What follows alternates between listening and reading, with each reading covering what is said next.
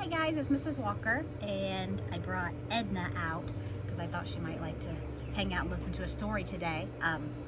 But before we read, I had a few things to share with you. First, I found this cool thing on the internet today. And at first I thought it would be helpful for you guys, but then I started to read it and I realized it was really helpful for me too. So in the circle are all sorts of things that we can control, like our attitude, and if we follow directions, and how kind we are, and finding fun things to do while we're at home. And then outside the circle are things that we can't control and our grown-ups can't control, so we just kind of have to breathe in and out and let it go. So I thought that was really cool. And then the other cool thing that your guys can, or your grown-ups can find online as well, is the International Space Station will be flying over Tallahassee tonight. Let's see, at 8:09 tonight. It will be straight above Tallahassee, and then we won't be able to see it after 8:12. So from 8:09 to 8:12 we'll be able to see it. It says that it looks like a bright star that moves slowly and steadily. It won't blink like an airplane, so if it's blinking, that's an airplane. So I think I'll take the girls out tonight and we will look for that. And the other cool thing that I found tomorrow, this one says Killarn Lakes because that's where I live, but I know it's also for Ox Bottom and Summerbrook and a bunch of other neighborhoods, but they're suggesting that kids get sidewalk chalk out and color cool, encouraging, kind, thoughtful things in your driveways, or if you take a walk, you can color on the road with your grown-ups, not by the cars. So I thought that was cool. I think we'll do that tomorrow too. Okay, is that everything? Yes. So I thought instead of picture books that I would start reading a chapter book. This is Mrs. Piggle Wiggle, and I read this book when I was a little girl, and I've not read it since, so I thought it might be fun to read this one again. So if there's a picture, I'll show you. Let's see. There aren't very many. Mrs. Piggle Wiggle. Chapter 1. I expect I might as well begin by telling you all about Mrs. Piggle Wiggle, so that whenever I mention her name, which I do very often in this book, you will not interrupt and ask, who is Mrs. Piggle Wiggle? What does she look like? How big is she? How old is she? What color is her hair? Is her hair long? Does she wear high heels? Does she have any children?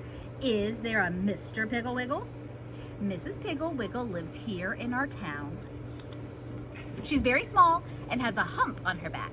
When children ask about her hump, she says, oh, that's a big lump of magic. Sometimes it turns me into a witch, other times into a dwarf or a fairy, and on special occasions, it makes me into a queen. The children are all very envious, that means jealous, of the hump, because besides being magic, it is such a convenient fastening place for wings. Mrs. Piggle Wiggle has brown, sparkly eyes and brown hair, which she keeps very long, almost to her knees, so the children can comb it. She usually wears it on the top of her head in a knot, unless someone has been combing it. And then she has braids or long wet curls or long hair just hanging with a jeweled crown or flowers on top. One day I saw her digging in her garden wearing the jeweled crown and with her hair billowing down her back. She waved and said, I promised Betsy is one of her children friends, that I would not touch this hair until she came home from school. And she went on with her digging. Mrs. Piggle Wiggle's skin is a goldy brown, and she has a warm, spicy sugar cookie smell that's very comforting to children who are sad about something. Her clothes are all brown and never look crisp and pressed because they are used for dress-up.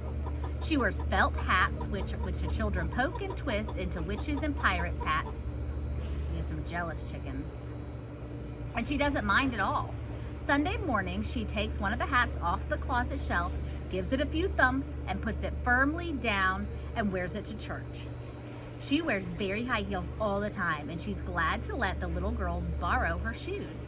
Mrs. Piggle Wiggle has no family at all.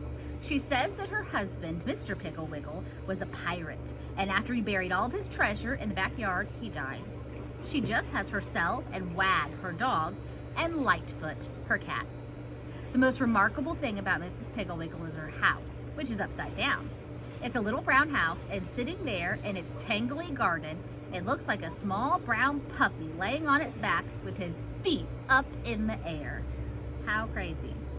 Mrs. Piggle Wiggle says that when she was a little girl, she used to lie in bed and gaze up at the ceiling and wonder what it would be like if the house were upside down. And so when she grew up and built her own house, she had it built upside down just so she could see. The bathroom, the kitchen, and the staircase are right side up. They're more convenient that way. You can easily see that you could not cook on an upside down stove, or wash dishes in an upside down sink, or walk up upside down stairs. In the living room of her house is a large chandelier, and instead of it being on the ceiling, it's on the floor. Of course, it's really on the ceiling, but the ceiling is the floor, so it's on the floor, and the children turn on the lights and then they squat around pretending like the lights are a campfire. Mrs. Piggle Wiggle says that her chandelier is the only one in town which is put to any real use. Her bedrooms all have slidey boards in them because if you look up at your attic ceiling, you will see that a slanty ceiling, when turned upside down, makes a fine slidey board. Also, all the wall lights are very close to the floor and handy for the small children. For the first 5 or 10 years after the house was built, Mrs. Piggle Wiggle climbed in and out of her rooms over the high doorways. But now she has little steps, which are just the thing to practice jumping. She gives the children chalk so they can mark on the rug how far they can jump. Do your grown-ups let you write on the rug with chalk? Don't do it. Nobody knows how old Mrs. Piggle Wiggle is. She says she doesn't know herself. She says, "What difference does it make how old I am when I shall never grow any bigger?" Mrs. Piggle Wiggle's dog, Wag, has puppies every once in a while, and so she keeps a long list of names of children who want them on a blackboard in her kitchen. For Lightfoot the cat's kittens, she has a long waiting list on the blackboard in the dining room. Mrs. Piggle Wiggle's backyard is full of big holes where small boys dig for Mr. Piggle Wiggle's buried treasure. And her front yard is full of flowers, which the little girls pick, jam into vases, and place about her living room or carry to their teachers. Every child in town is a friend of Mrs. Piggle Wiggle's, but she knows very few of their parents. She says grown-ups make her nervous. For the first year after she built her house, Mrs. Piggle Wiggle lived there all by herself, except for Wag and Lightfoot, and she was very lonely. Then one dark, rainy afternoon, when she was baking sugar cookies and thinking how much fun it would be if she knew someone besides Wag and Lightfoot to invite for tea, she happened to look out of her kitchen window, and there, coming up the street in the pouring rain, dragging a big suitcase and bawling, was a little girl.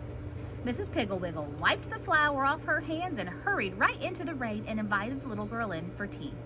The little girl's name was Mary Lou Robertson. She was 8 years old, and she was running away from home. She told Mrs. Piggle Wiggle all of this after she drank 3 cups of tea and ate 7 sugar cookies. She said, "I'm running away from home because I hate to wash dishes. All I do is wash dishes. I'm just a servant. Dishes, dishes, dishes. Wash, dry, put away, that's all I do. My mother doesn't love me at all. She isn't my real mother anyway. She probably got me out of an orphanage just to wash her dishes." Mary Lou began to cry all over again. So the 8th sugar cookie got very soggy before she finished it. Mrs. Piggle Wiggle said, "Isn't she your real mother?" Mary Lou said, "Well, she says she is, but no real mother would make you wash dishes. Wash dishes." "Now that's a funny thing," said Mrs. Piggle Wiggle. "I mean, you're hating to wash dishes so much because, you see, I like to wash dishes. In fact, I enjoy washing dishes so much that it causes me great sorrow when the only dishes I have to wash are for Wag, Lightfoot, and myself. 3 or 4 dishes a meal, and that's all.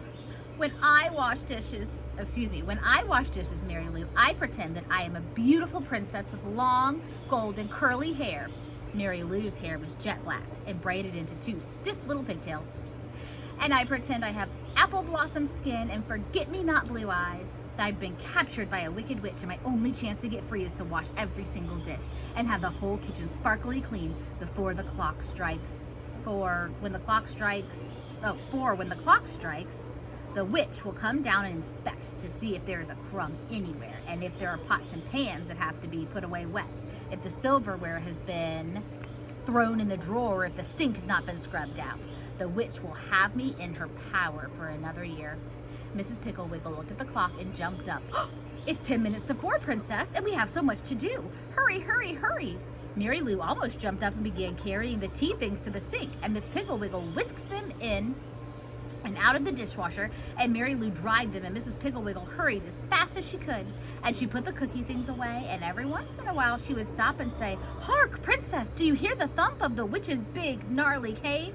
Then Mary Lou, her braids bobbing up and down with excitement, would say, "I hear it, Princess, it's coming closer and closer." Soon the kitchen sparkled, the dishes were washed and dried and put away, and every crumb had been swept off the floor.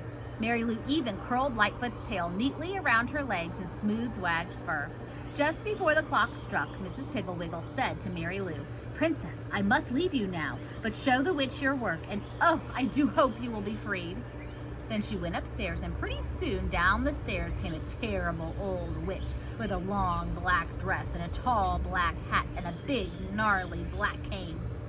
Mary Lou was very scared until she saw the sparkly eyes of Mrs. Piggle Wiggle underneath that hat.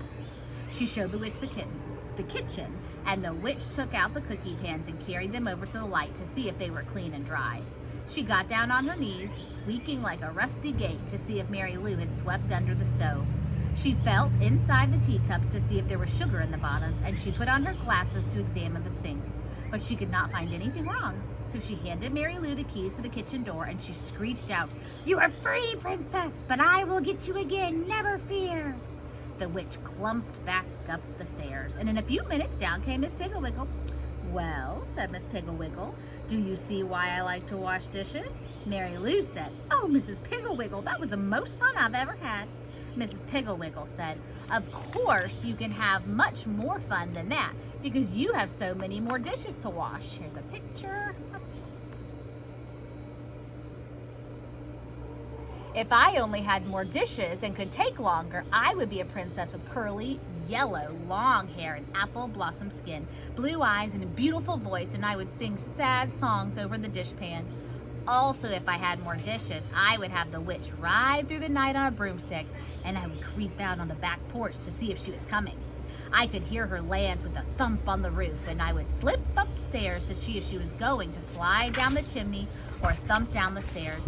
Oh, there would be ever so many exciting things to pretend, if only I had more dishes to wash. After a while, it stopped raining, and the sun came out, and Mary Lou took her suitcase and went home. That night, her mother, it really was her mother, of course, almost fainted when she came out to the kitchen exactly 27 minutes after dinner, and Mary Lou was sweeping the floor, and all of the dishes were washed and dried and put away, and everything was immaculate. Mrs. Robertson rushed in and called Mary Lou's father, and he came to the kitchen. He pretended to fall on the floor with surprise. And then he said to Mary Lou's mother, "I like your new maid, madam. In fact, she is so much better than Tilly Slopwash, who used to be here, and I think we should invite her to the moving picture show some early evening." That's the movies. They didn't really have a maid. Then Mary Lou told them all about Mrs. Piggle Wiggle, and Mary Lou's mother said, "Oh yes, I remember seeing that odd little house. She sounds like a charming friend, and if you're certain that she invited you, you may go over after school tomorrow." So the next day after school, Mary Lou went to see Mrs. Piggle Wiggle.